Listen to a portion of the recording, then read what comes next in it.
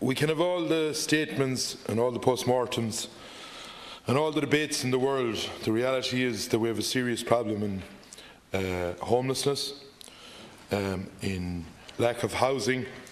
But unless we change, and change for once and for all, we're sort of tinkering at the edges over the last number of years. And unless we change certain things, we will be here next year talking about it, and we'll be here the year after talking about it. I think that we need to work in a cohorted effort. I don't think any minister, if any of us were ministers today, we're not going to wave a magic wand and solve it overnight, and I think we have to be honest about that. There's a few things that has to be addressed. At the moment, and they get a good kicking in here, the builders. At the moment, if you're a builder, you'll pay up to 15% interest if you want to build something. You'll pay a part of the profits, and you'll be screwed for bonds. So the reality is that the money isn't attainable on that side of it. And whether people want to believe that or not, that's up to themselves. But that's if you go on the ground and know what's happening. The second part about it is, and it's to address Deputy Boyd Barrett, and you're right in what you're saying. There's a lot of sites around this country that are sitting there. They're artificially rising in value, but in my opinion they cannot be built on. Because go to Sky News, go to Fox News, go to Euro News, and every German and everyone in other countries are looking at a shortage of houses in this country. And they're believing that this is the investment we need. There's investment companies, as you have rightly pointed out, in vulture funds, getting these people to invest money. And what has happened is, and the bubble hasn't bust, and the bubble won't bust because they won't tell the people that is invested, is that these sites have been bought at a price that you can't build houses on them because you wouldn't get the price for them. And that has to be faced up to. And those people that has put in that money are going to get a ferocious shock down the road. And these are things that I think we have to be honest about. If I was minister this minute, there's no magic wand I can do. We can kick a minister, we can give out to them, but we have to change the system of a thing called delivery. We have all the planning in the world. We have brought in policies for the last 10 years. I'm looking at policy document and policy document. But at the end of the day, it's blocks and mortar. And that's what builds houses. It's not talking about it. And at the moment, we have been in here, we're debating living over the shop, a thing that might free up some people. And as the deputy here, we talked about it here, and he actually educated me on part of it. That there's part of that if you have a certain disability, to make sure that over the shop that is accessible for disability. And I agree with that. But not every place in an old building will be that way. But you go to a council this minute, not one of them, even though we have pushed it through the Dail here a long time ago, not one of them is able, when you walk in, to be able to sort this without the planning. That was the whole intention of it, to get people living over the shop. And unless we start doing things like that, working on it, we won't solve it. We have a 2040 plan that is saying we're going to have between 2025 and 290,000 more people in Dublin. And we cannot house what's there at the moment. So have we to think outside the box? Are we going to try and get a bit of regional development? Are we going to give incentives of tax-free areas or something like that to entice people to go to different parts of the country or rural areas that they may want to go, and give them the facilities there, the transport there, that may be a workable solution, not for everyone, but for some people. There's another big problem coming down the line, and I've talked to the CIF. I see it day in, day out. I come from the construction background. I come from driving diggers. And you cannot get a digger driver in Ireland at the moment. I've talked to Mr. Marshall this morning, the new senator. A machine driver now goes across to England the minute they have a ticket at £27 sterling an hour. We are in trouble for, if you don't dig it out, if you're not able to do the foundations, well then you cannot build a house. The same as a road. But we're living in a little fantasy world thinking that houses will appear out of somewhere. when we don't have the foundations of what we require in place.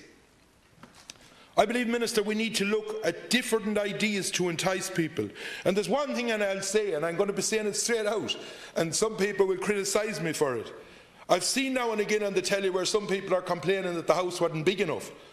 Well, I grew up in a 2-bedroom house from the day I was born, and it done it for a while until I went on and I was able to build my own house. And I had to do with it because we hadn't the money to get on any better. And I think that needs saying. And we hadn't all the luxuries in the world. And I slept in a room where my mother and father, God rest them, was for a certain length of time. And that's the reality of parts of rural Ireland, where 10 and 12 lived in a house. We were all right, there was 4 of us. And the girls were in one room, but I was the lad, so I had to go somewhere else. And I think that needs to be said, that it's not all going to be lovely, lovely for a while you're in a situation that you cannot provide. I think we have to start addressing the likes of getting the house built. And I think, Minister, the state owns a lot of land. The state owns, right in the big cities, Dublin, Cork, Limerick, where there is major problems at housing. I think we need a system where that land is brought on board. You have to have a delivery system. We can have all the plans, we can have all the ideas. If you haven't a delivery system, and the department, and let's face it, councils aren't fit to deliver. And I'm saying that very straight out. Because the volume we need isn't just tip along and build a few every year. We need a ferocious effort put in. And that, when you're doing that, you have to put a certain amount.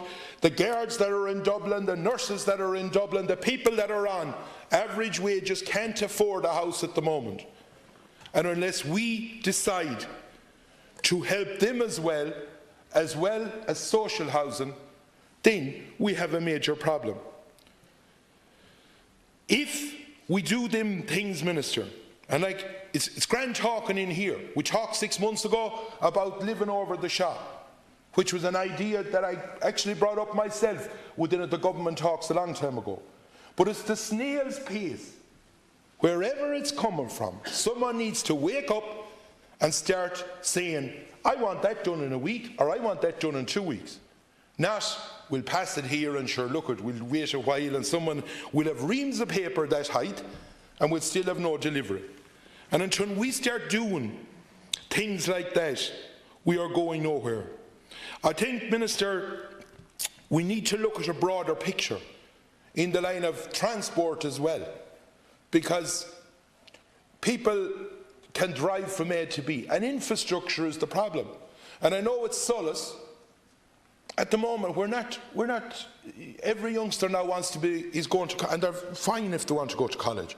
But at the end of the day, you can be the most highly trained and highly educated person in the world. But if you want to have a Google office, or if you want to have Facebook, or if you want to have whatever you want in any city, if you don't have someone that can dig out the road, put in the stone, we have a problem with quarries. And of course, all these environmentalists don't want us taking out stone, but they want houses. Well, like, 1 and 1 there is going to 4, because it doesn't add up what they're talking about. And the department has gone down this road of making it hard for quarries to survive. They cannot survive. A small quarry is gone in this country with the way the legislation has been brought in.